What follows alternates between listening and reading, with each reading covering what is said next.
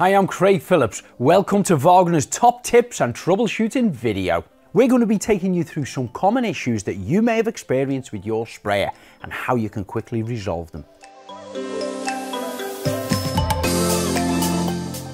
I'm going to explain what could happen if you use the wrong attachment for the object or the surface that you're trying to spray. The wall spray and the wooden metal attachment are designed for different types of materials. The wall spray attachment is designed for your emulsion paints, for spraying your walls and ceilings. It could be a silk or a matte water-based emulsion. And the wooden metal attachment is for anything wood and metal. So you can use primers, undercoats, gloss, satin, wood preservatives, lacquers, varnishes, stains, oil or water-based materials can be used with your wooden metal attachment. As you can see on the wall sprayer, it has a lot larger needle size and the wooden metal attachment has a lot smaller needle. Now, using the wall spray attachment for wooden metal paint would let out too much paint and could certainly spoil your finish. Using the wooden metal attachment to spray emulsion won't allow enough paint to come out. You're going to get poor coverage, it's going to slow you down. The emulsion paint might be that thick, it could continuously block and clog your attachment. If you're unsure, just refer to the manual.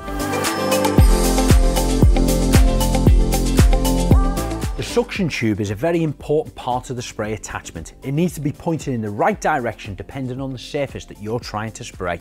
The suction tube needs to face forward if you're spraying the surface directly in front of you.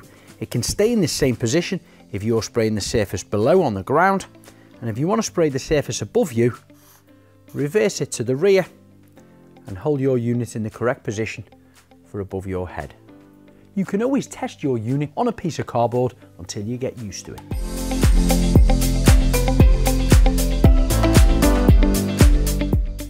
Check your paint dilution. It should be the consistency of a single cream that flows freely off a stirring stick and leaves no trail on the surface. If this is not the case, dilute your paint by 5 to 10%. Check the data sheet of the paint materials to see what you should dilute it with. If it's a water-based paint, with water. If it's an oil or solvent-based, with white spirits or turpentine.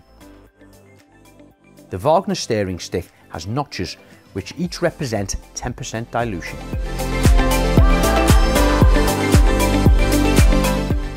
Now, if you have paint leaking out of the front of your sprayer, there's a few things you can check.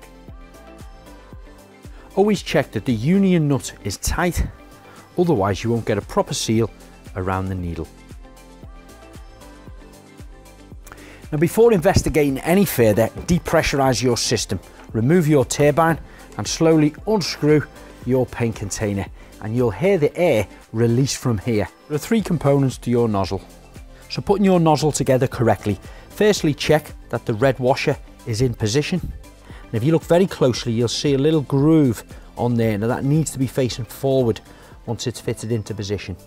And you can check that your nozzle is in perfect condition by looking all around here to see if there's no cracks or any damage whatsoever. Then the nozzle itself has 4 little gaps taken out of here. You can use any one of them. That has to sit on top of this little nodule sitting in there.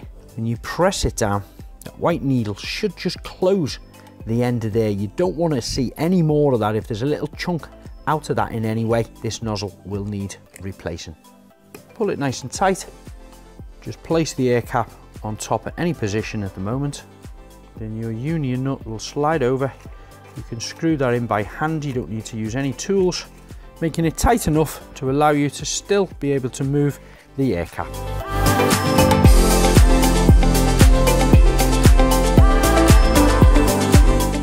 If your sprayer is spitting paint or it's not spraying at all, then keep watching this video to find out how we can resolve it.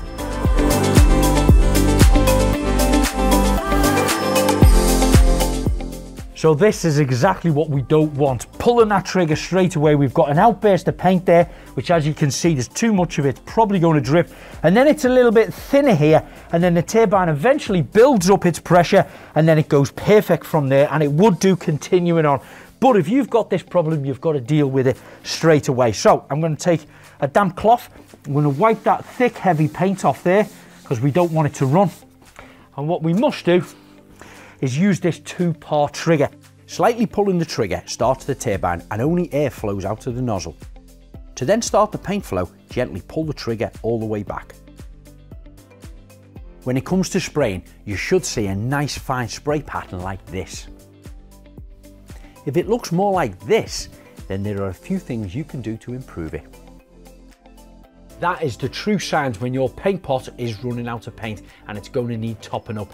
As I was going along, just as I was coming to the top, it started to splutter a little bit. There simply isn't enough paint in the pot that's drawing up the suction tube to get you a smooth passover of paint. If you see or feel that your paint is starting to splutter in any way, stop, refill it before you carry on.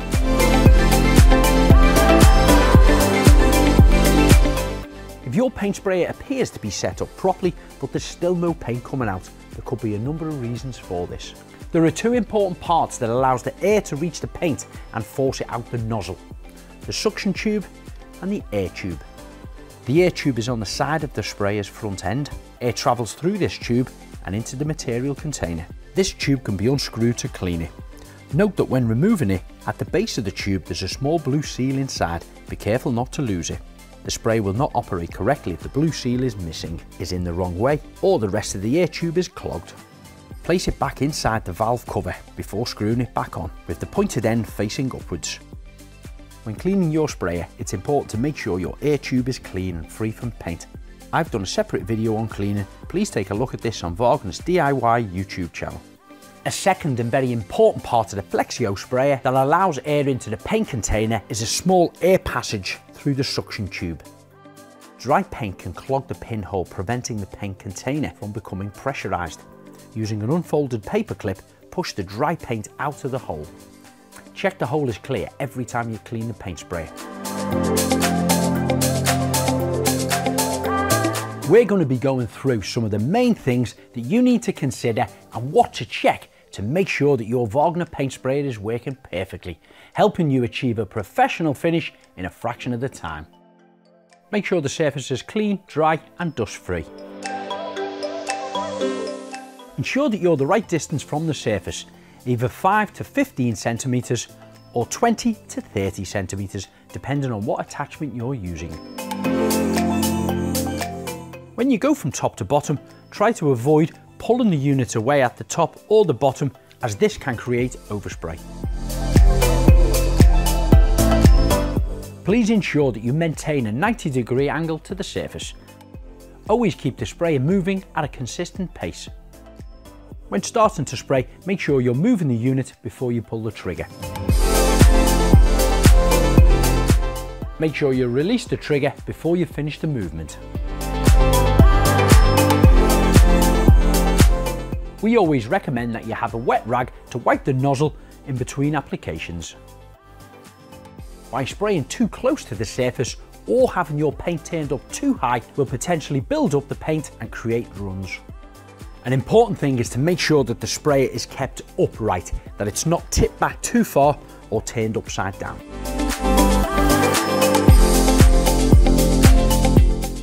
I'm going to be showing you how quick and easy it is to replace your air filters on your Wagner paint sprayers. Most units will have this grid along here, which you can simply click out and then remove the filter like this. This can be cleaned with some hot soapy water, rinsed and left to dry, and then put back in, or you can just replace it with a new one.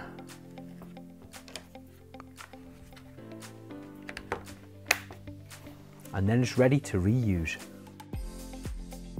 Once you've checked all these carefully, if you're still having any issues, you may need to contact Wagner. You can get product support on our social media platforms as well as through the website.